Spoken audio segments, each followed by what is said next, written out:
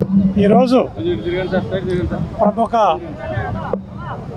కవి, గాయకుడు, వాగ్గేయకారుడు, సమాజ స్థాపన కోసం బడుగు బలహీన వర్గాల సమానత్వం కోసం భక్తి మార్గంలో యుద్ధం చేసిన భక్త కనకదాసు గారి జయంతి ఉత్సవంలో పాల్గొనటం నేను నిజంగా ఎంతో అదృష్టవంతునిగా భావిస్తున్నాను.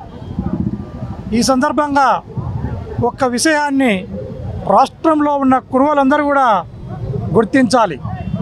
గౌరవ మాజీ ముఖ్యమంత్రి వర్యులు జగన్మోహన్ రెడ్డి గారు ఈ భక్త కనకదాసుని యొక్క జయంతిని రాష్ట్ర పండుగగా ప్రకటించి కురువల యొక్క ఆత్మ గౌరవాన్ని నిలబెట్టిన వ్యక్తి జగన్మోహన్ రెడ్డి గారు.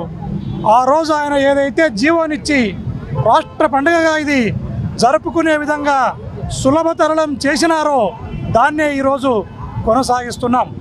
ప్రస్తుత ప్రభుత్వానికి అదేవిధంగా జిల్లాలో ఉన్న మంత్రికి కానీ ఎంపీ గారికి కానీ నాదొక విన్నపం. కర్ణాటక రాష్ట్రంలో ఏదైతే ఆ రాష్ట్రంలో సెలవు దినంగా భక్త కనకదాసుని యొక్క జయంతిని సెలవు దినంగా కర్ణాటకలో ప్రకటించడం జరిగింది.